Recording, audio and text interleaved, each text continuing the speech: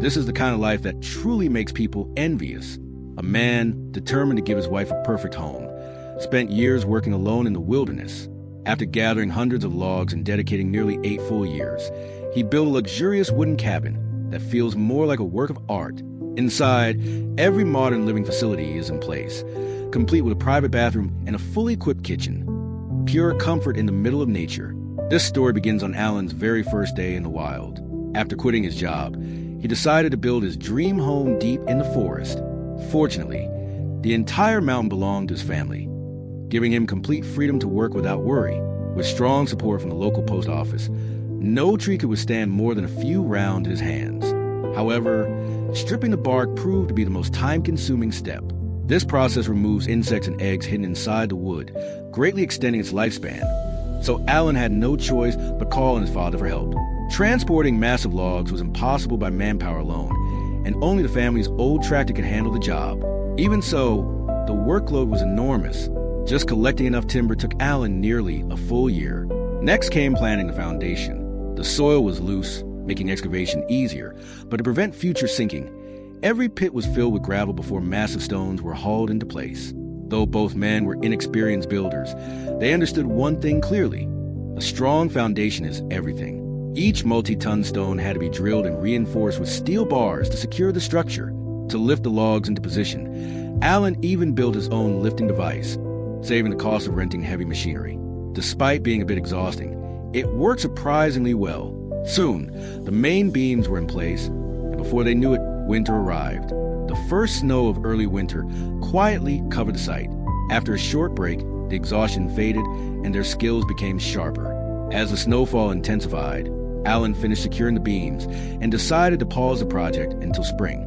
When the snow finally melted and warm weather returned, Alan came back full of energy, this time with a powerful cutting machine. Its high-performance motor greatly improved efficiency, producing clean, precise boards perfect for crafting doors and window frames for his dream home.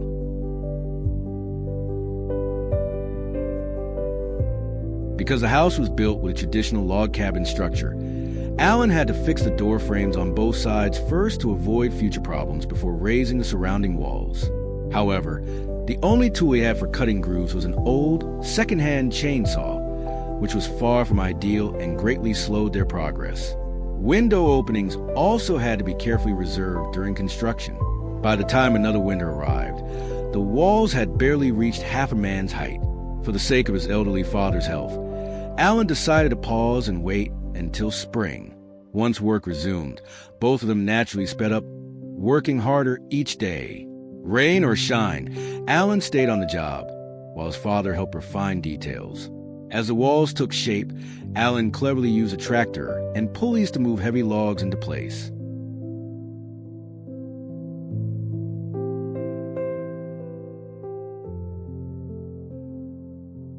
Once the surrounding walls finally reached their planned height, Alan didn't rush to seal the roof. Instead, he focused first on fixing the loft support beams. Worried about the risk of the wooden beams cracking, he thoughtfully added extra supports in the middle, strong enough that even a cow could walk across without causing any damage.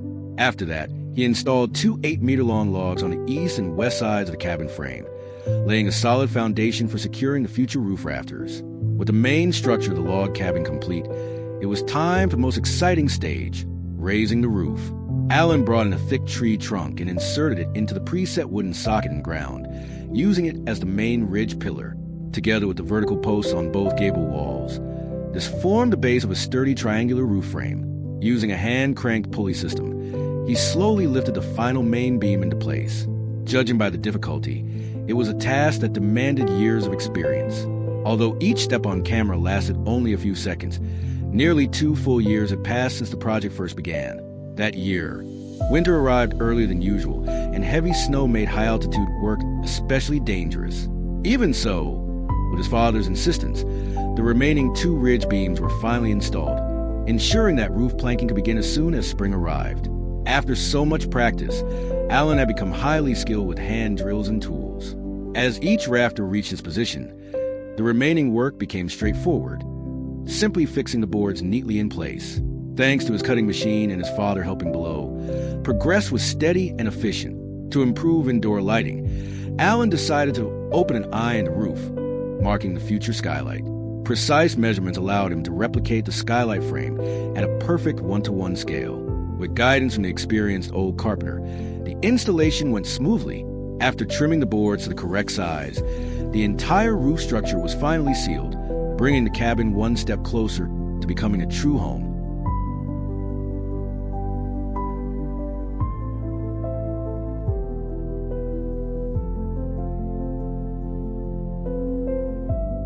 After finishing this stage, Alan wanted his new home to feel bright and well-ventilated from north to south.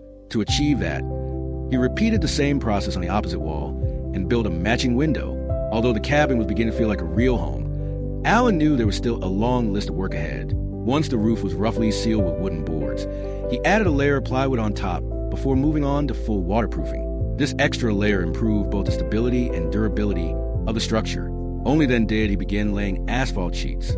Compared with traditional plastic waterproof membranes, this material offers better leak protection and improved fire resistance. Halfway through, Alan suddenly realized he had forgotten to leave an opening for the fireplace chimney. Luckily, he noticed it in time, and with the right tools on hand, cutting an opening was a quick fix. After installing the chimney outlet, he moved on to roof insulation. Large foam boards were easy to lay, as long as the seams were tightly taped. Wooden boards were then pressed on top, preventing the insulation from shifting and creating space for the metal roof panels. This final step was crucial, determining how well the roof would stand up to harsh weather. The next day, the forest was blanketed in white.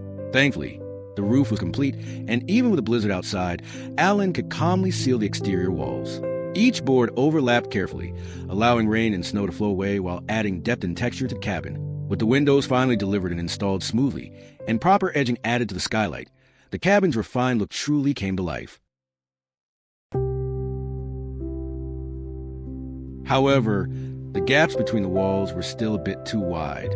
Luckily, Alan had his own solution. He first fixed wire mesh over the seams, then used an angle grinder on the exterior, giving the weather with a full-on beauty treatment. After sanding and polishing, the cabin's appearance instantly leveled up. Next, he filled the drafty walls with prepared mortar.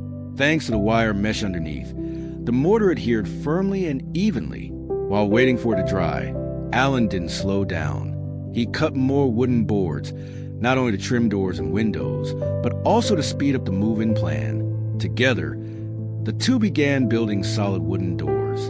In the wilderness, safety is everything. The doors had to be thick, insulated, and waterproof. Some of the stubborn nails were nearly impossible to remove without proper tools. Before installation, Alan tackled another crucial task: sanding the entire interior. With experience on his side, the job went faster this time, though the dust was intense. Seeing his son work so hard, his father stepped in, filling insulation and sealing every gap with mesh and mortar, ensuring the cabin would never leak a breath of cold air again.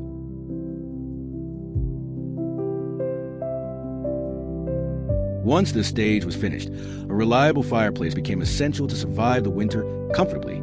Since the cabin was entirely wooden, Alan took extra precautions.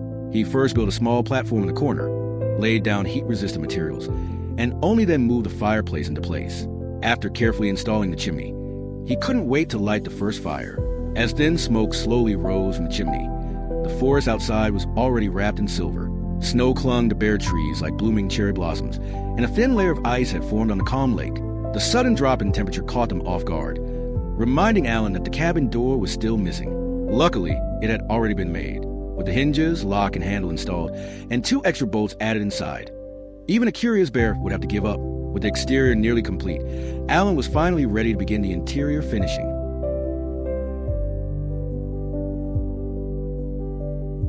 Taking advantage of the clear weather, Alan used a cutting machine to process many wooden boards left over from earlier construction. After spending several winters outdoors, the wood contained a lot of moisture, so it first had to be dried by the high heat of the fireplace before his father could cut it and use it to seal the interior gable walls. With clear division of labor, the job didn't take long. Once the door was closed, not a trace of cold air could get inside. Alan even brought an air mattress to experience living in the new home ahead of time. Though everything was still temporary, the space was neatly arranged and already felt move-in ready. After a 2-hour drive through mountain roads, he picked up his wife and daughter from the city to share the joy. Stepping inside, they were instantly captivated. Watching his daughter run across the snowy ground after breakfast made every hardship feel priceless. But moments of reunion are always brief. After seeing his family off, Alan returned to construction once again. Fortunately, his selfless father stayed by his side without asking for anything in return, making the long days of work feel far less lonely. After spending a full night in the cabin, Alan became clearly aware of its shortcomings. The lighting was too dim, so larger bulbs were needed, and all the electrical wiring had to be carefully planned in advance to prepare the cabin for full power in the future. For now, he had been relying on an outdoor power supply, which would only support low-power appliances. Anything more demanding still required a diesel generator. In the long run, Alan planned to switch to solar energy, but before that, insulation had to come first. Even though the cabin was raised off the ground, cold winds still swept in from below. To avoid future health problems, laying insulation mats on the floor became an urgent task. Instead of rushing to install the flooring, Alan turned his attention to the loft, which would serve as the bedroom. Every step had to be precise. Thanks to the small size, he completed it efficiently. According to traditions from his hometown, a steel token was embedded into the loft floor, symbolizing protection and good fortune, much like placing coins for blessing a new home. He then coated the wood with wax oil to protect it from insects and decay, extending its lifespan. While waiting for it to dry, Alan decided to solve the power issue once and for all.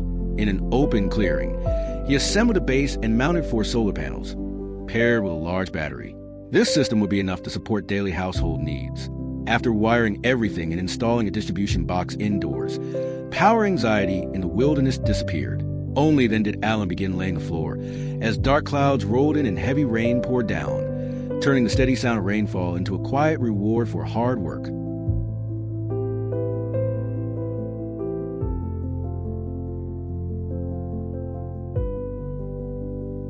About an hour later, the dark clouds slowly drifted away, and Alan finally finished laying the floor. He then applied wood wax oil as a final layer of protection, giving the surface a warm and lasting finish. While allowing the fumes to fade, Alan began working on the cabin's back door. With experience on his side, his movements were smoother and more confident. Before long, he shaped the first door panel, then quickly made the second one the same way. Once the hinges were installed, the double door design looked even more impressive than the front entrance. Still not fully satisfied, Alan moved indoors and built a wooden frame, placing a forked branch he had found in the center. After fixing it firmly, he poured epoxy resin to fill the gaps, planning to create a transparent, self-leveling panel for the back door. Once fully cured, it would be installed with matching lock, allowing light to pass through even when the door was closed. As late autumn arrived, red leaves painted the forest in rich colors. Preparing for winter, Alan planned to upgrade the fireplace base with stone slabs. With his father unwell and unable to help, progress had slowed, so after finishing this task, Alan decided to return home for a visit.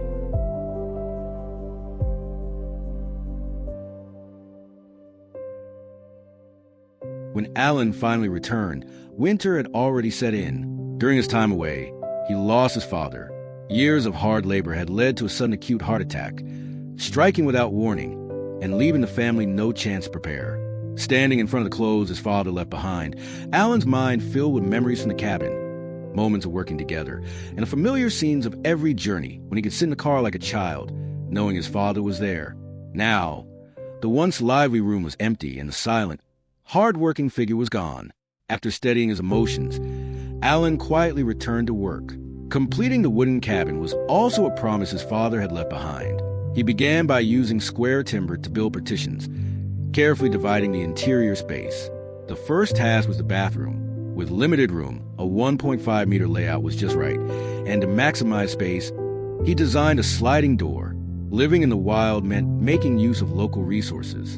A 30-kilogram granite stone was polished and cut until even its hardness gave way.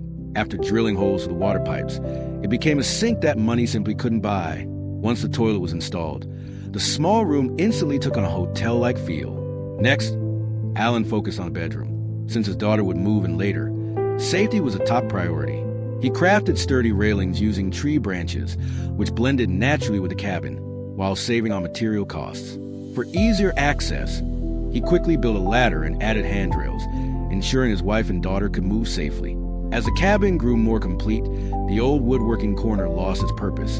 So Alan turned it into a kitchen. Buying cabinets was out of question, but leftover boards and his now master-level skills made the job easy. After installing a sink and shelves, a semi-open kitchen came to life. Though cooking still relied on gas canisters, life was far better than before. Finally, he moved in second-hand furniture, and with careful arrangement, the wooden cabin truly felt like home.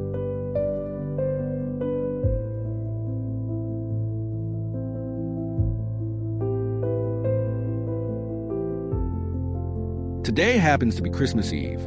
Alan picked up his wife and daughter from the city and invited them to spend this unforgettable moment together, surrounded by the warmth and joy of family. I believe this is the greatest reward for all of Alan's hard work.